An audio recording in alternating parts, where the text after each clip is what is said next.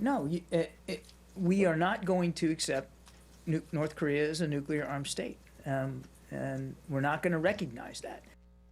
State Department spokesman John Kirby continuing to say the U.S. will not accept North Korea as a nuclear state 9 years after it conducted its first test of a nuclear bomb. And we're back now with the panel. Well, this is the fourth nuclear test that North Korea has conducted, the third on President Obama's watch.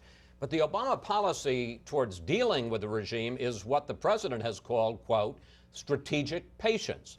Laura, how's that working out? The Daily Beast just wrote a fabulous piece examining how foreign policy experts beyond, conservatives and Republicans, people at the Council on Foreign Relations, Brookings Institution, are now squarely blaming the Obama's foreign policy for the situation we're in right now in North Korea. It's gone beyond the partisan bickering that Republicans are just going to point fingers at Obama to people who've spent their lifetime studying North Korea and said, look, this strategic patience has been a strategic disaster for the United States. Because? Well, because obviously the test goes forward. It looks like from the reporting, and Bob might know more about this, that we were surprised by this test. Then there was some question whether it was a successful test and kind of back and forth with the White House.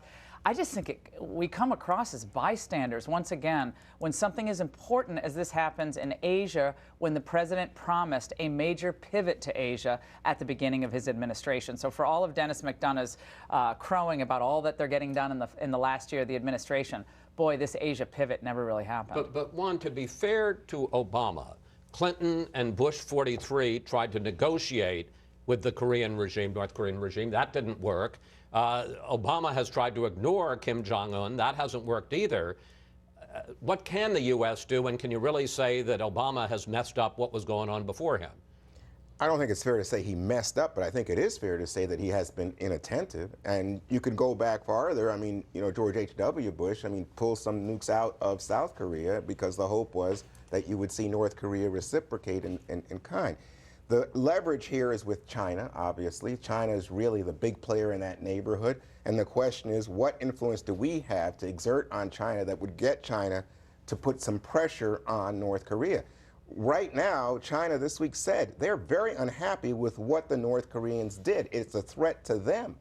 And so China, the question is, why aren't you acting, China? You provide food, energy to North Korea. They are their patron.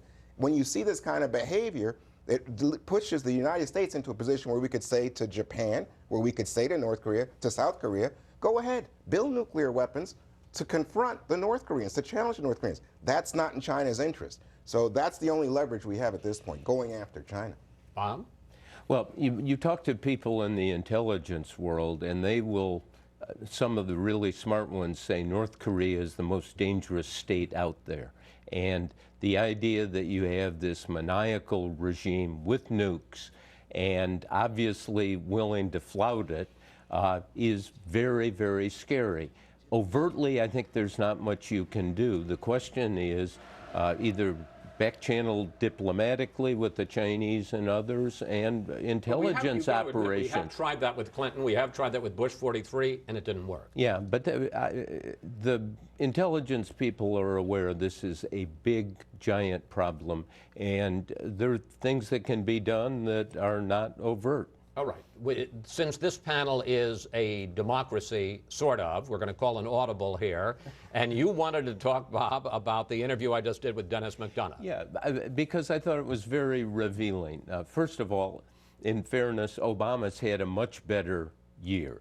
The deal on the budget really is important, and it's stabilized things. Unfortunately, McDonough sounds very, very defensive and non-responsive on things, but I think the bottom line, and the important bottom line here, is it illustrates the concentration of power in the presidency. It's gone up from Nixon to Obama. Obama has more power, will exercise more power. A lot of this is constitutionally doubtful, as George will and Laura, I'm sure, will say, but the Congress can do only certain things, and the main thing is cut off funding. That's where they control things. And if they start cutting off funding on some of these executive actions, you'll see real conflict.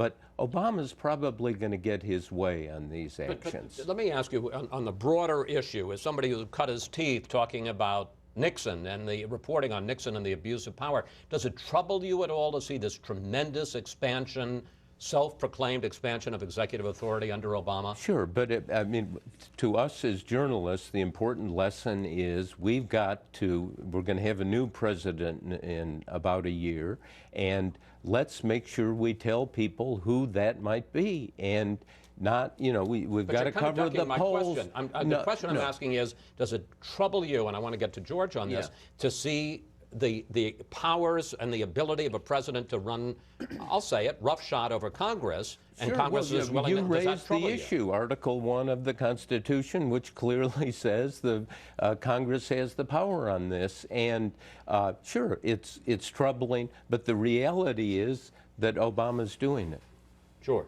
Absent the power of the purse, which you rightly cite, all other Article 1 powers are vitiated and negligible.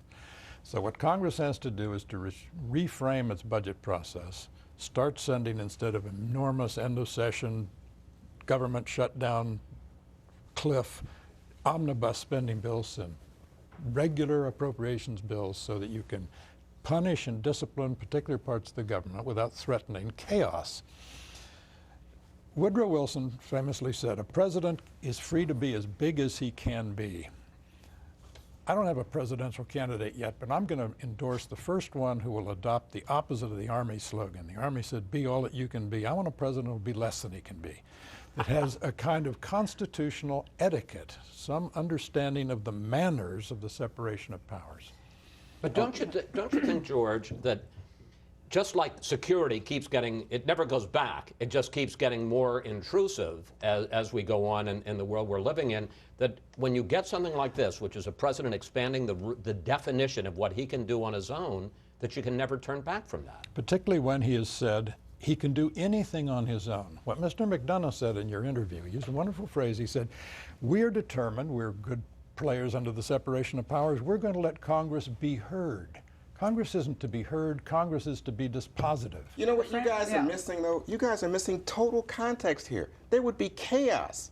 Chaos right now. Please. Congress is doing nothing. Zero. Okay. Congress obstructs this president, tries to They've been his disgrace best and friends. to What are you somehow talking put about? down this president at every Where have turn. they- where The have they president blocked responds, Obama? and you say, why is this president trying to exercise power? He's trying to do something for the American people. Where have Republicans successfully blocked President Obama in the last year? gosh. The number one thing that Obama wanted in the last year, the number one thing for the first 6 months they devoted to trade promotion authority.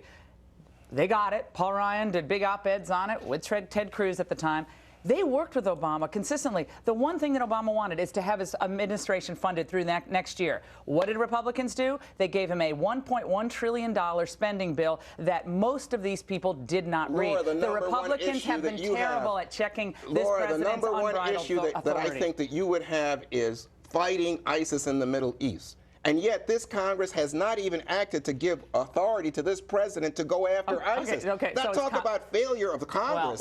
Talk about Congress abandoning its rights, They actually George. aren't the commander-in-chief. Congress should vote on whether to declare war against ISIS. I totally agree with you.